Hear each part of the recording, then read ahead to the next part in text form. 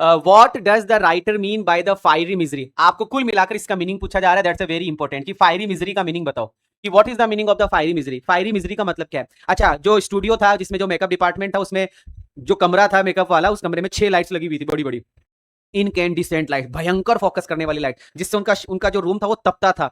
तो जो एक्टर्स बैठे रहते ना घंटों घंटों भर तक मेकअप करके, उनकी हालत खराब हो जाती थी। इसलिए कहा गया है कि ये फायरी मिजरी है। फायरी मिजरी है मतलब कष्ट देने वाला, दुखदाई जिसको हम बोलते हैं। और मिजरी का मीनिंग भी पूछा गया था, इससे पहले वाली वीडियोस गए हैं ना, वो एक्सट्रैक्ट वाले क्वेश्चन, उसमें मिजरी का मीनिंग तुमसे पूछा गया, जिसका मतलब पेन था, दर्द था, दुख था, तकलीफ थी।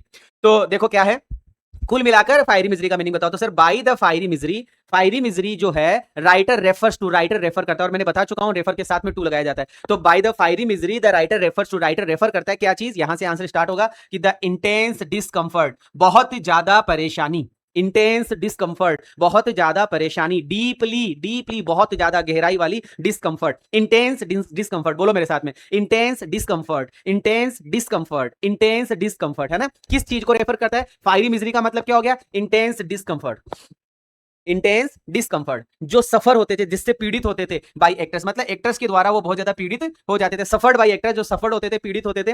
वाइल, कब होते थे पीड़ित? वाइल अप्लाइंग मेकअप, जब मेकअप किया जाता था, while applying makeup, while applying makeup, makeup करते समय मेकअप किया जाता था। और मेकअप कहां होता था? Under the hot studio light. Hot वाली वर्ड की जगह अगर आप इनकैंडिसेंट लिखोगे तो बड़ा ही मजा आ जाएगा, एग्जामिनर को बड़ा मजा आ जाएगा, चेक करेगा, कॉपी देखेगा इनकैंडिसेंट लाइट, वाह यार, है ना। तो under the incandescent studio lights they had to sit for long hours, भैया उनको बैठना पड़ता था बेचारों को, दे हैड टू सिट, है ना, दे हैड टू सिट, उनको बैठना पड़ता था, दे हैड टू सिट, है ना, दे हैड टू सिट, उनको बैठना पड़ता था, फॉर लॉन्ग आवर्स, कई कई घंटों तक उनको बैठना पड़ता था, हेवी मेकअप के साथ में, हेवी मेकअप के साथ में, ऑन देयर फेसेस, अपने चेहरों पर हेवी मेकअप करके उनको बैठना पड़ता था, अपने चेहरों पर, अपने चेहरों पर भारी भारी मेकअप करके उनको बैठना पड़ता था इन मेकअप रूम के अंदर, जो कि बहुत ही ज्यादा अनप्लीजेंट था, बहुत ही ज्यादा उबाऊ था, एग्जॉस्टिंग था, बहुत ही गंदा भद्दा बुरा बेकार उनको फील होता था। Unpleasant and exhausting, unpleasant and exhausting, है ना। फिर से देख लो सर, इंटेंस डिस्कंफर्ट था, इंटेंस डिस्कंफर्ट इसका मीनिंग होता है जो सफर होते थे by the actors while applying makeup, जब उन पर मेकअप किया जाता था, under the hot studio light, incandescent